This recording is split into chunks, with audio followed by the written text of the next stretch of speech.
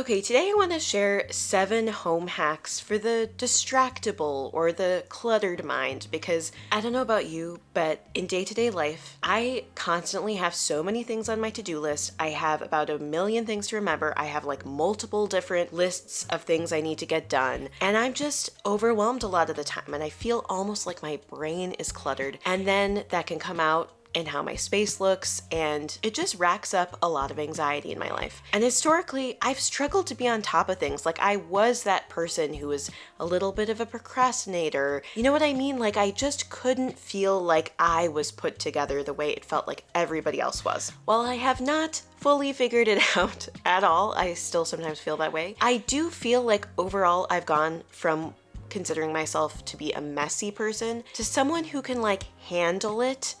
And my home might not always be perfect, but I consider myself at least a somewhat tidy person, which I never thought I'd say. And I feel like these 7 little things can make your life easier and make your home just that much more enjoyable to be in, a little more organized, a little more put together, and a little bit cleaner.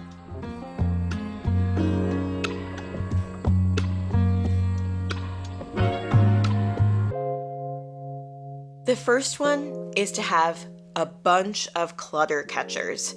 Now, you may have heard this before. I'm not saying this is groundbreaking science here, but I want to share this in this context. If you're someone like me, I used to hear the idea of clutter catchers and I'd be like, that just feels like they create chaos. Like I don't really quite get it, or it's just not, I'm not buying it, basically. Like somehow the idea of a little receptacle, bowl, basket, or bin to just put the stuff in the moment that you're not using felt like, is that really gonna work, or is that just gonna create more mess? But once I recently started using way more clutter catchers around my house, it was like suddenly my house just looked way tidier and way cleaner all the time. It's like if you have a little spot to just throw the doodads and have them out of sight, out of mind, it reduces stress in the space because you don't have all this stuff around the room telling you, tidy me, put me away. It's at least all in one spot. And then later on, when you actually have the time to put things away appropriately, you can. Or even you can use clutter catchers as a regular spot where things are kept in the long term if it's something that often just needs to be thrown somewhere quickly, like say your keys or your wallet, or I don't know, your makeup products that you use every day and that you take out maybe multiple times a day. Having these little spots to put things, but in an enclosed little spot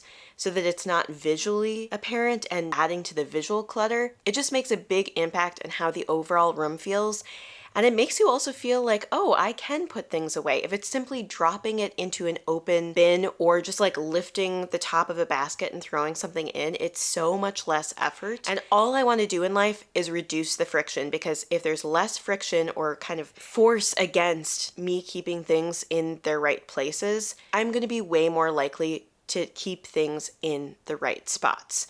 I need it to be easy for me, because otherwise, I know myself, it's just not going to happen. If you've heard about clutter catchers before, but you've never actually tried them, even just start with using a shoebox. And I'm telling you, sprinkle these throughout your home. Have one in the bathroom where you can put your getting ready tools really quickly. Have one by the door where you drop off your keys and your wallet. Have one in your bedroom, kind of near your bedside stand or something, where you just have random stuff to deal with. Use it in a bunch of different places and you'll see what I mean. The second one I want to share is to use high impact, really effective cleaning products. Basically, you're going to be constantly cleaning if you're using products that don't actually work that well. But if you have a really powerful cleaning product that does the job for you, you don't have to do it numerous times, and that saves you time and energy. And I found the solution for that, and that is Blueland. And they are actually the sponsor of today's video. And I know it's a sponsorship, but I swear I live by these products. I don't want to work with companies that I don't believe in, and I've been using Blueland for I don't know how many months, maybe even over a year at this point, and I trust their products. And that's why I switched to Blueland, because their products are made to meet the highest parental and environmental standards. Their products aren't just clean, they're mom clean. They are 100% plastic free and made with certified clean ingredients that are safe to use around everyone in the family. And honestly, I love not having to choose between the safe, clean option and the option that really actually works. Like their toilet bowl cleaner tablets, they're so easy. All you do is toss them in the toilet, they foam up, you brush it around a little bit, flush it, and it is good to go. Such an easy way of cleaning your toilet, and they're extremely effective. Same with their laundry detergent tablets. I love that you just take a little tablet and throw it in. It's not like all this messy powder with a scooper, and it's also not these pods that end up kind of exploding and getting all sticky. It's just a little tablet, very aesthetically pleasing in this cute little tin, and I'm good to go. What's nice is also that their tablets are 100% plastic-free concentrated. They're pre-dosed tablets that come in compostable packaging, so no plastic anywhere. And with the toilet bowl cleaner, it's septic safe and 100% bio-based, and it really powers away a range of tough stains. And that's what I'm talking about. Their products are just super effective at deep cleaning, so you don't have to be in there scrubbing super hard over and over again. So if you want to try Blueland, because you probably need cleaning products anyway, and this is an option that overall is better for people and the planet, check out my link at the top of the description box. Blueland is sharing a special offer just for my viewers. Click the link below to get 15% off your first kit. I'm telling you, on its own, also with the delivery to my front doorstep, using Blueland is a total life hack for my home. My third little hack is to use a garbage pail or tin. What do you call it? I'm forgetting the word. Your garbage can. Get a garbage can that houses both garbage and recycling all in one. I don't know what it is, but again, for the kind of slightly chaotic brain that I have, when it's all in one, it just reduces stress. I used to have this really great garbage can, and then I would use just like a paper grocery bag for recycling, and I had that out. But then my daughter would start to get into it, Ginger would kind of push into it, and then all the cans would fall out, and it would also just add to the chaos to have multiple different places for my waste. But having it all in one, it makes it just as easy to recycle as it is to throw away the garbage, so people in your family are more likely to recycle, and it just is streamlined, and it makes me feel like I have my life together. I don't know what it is. It just brings everything together, keeps things streamlined.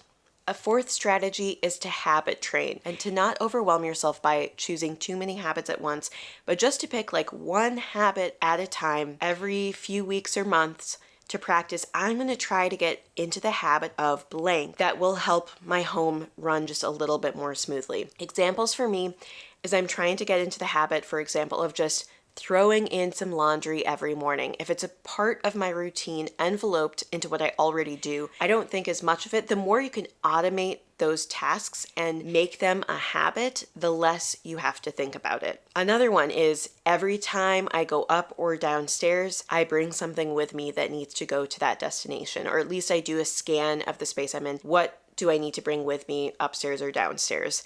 And that is something that I've habit trained, and I pretty much always do it. And it just makes things run a little bit more smoothly, so I'm not making extra trips up and down the stairs. But whatever the habit is that you think would be high yield and high impact for you, consider how could I just for the next week, 2 weeks, a month, focus on being mindful and aware in those moments to do the thing that I'm trying to do. And then eventually it becomes automatic. It's like so second nature to you. You don't have to think about it. It doesn't feel like work. It's just happening. And before you know it, you've done something that helped your future self out that you didn't even think about. I know easier said than done. There might be bumps along the way. It might not always go smoothly.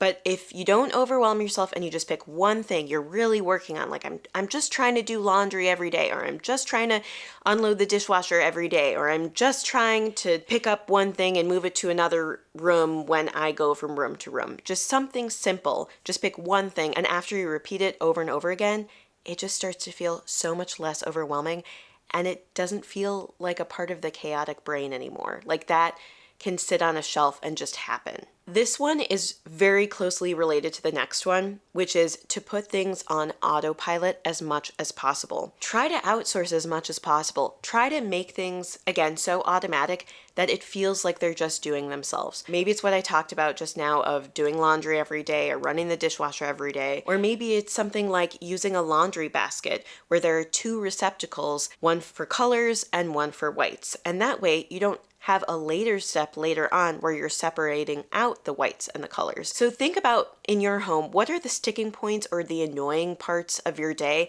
And is there any kind of clever way to automatize it? Is there a way to cut a step out of the process or to outsource it?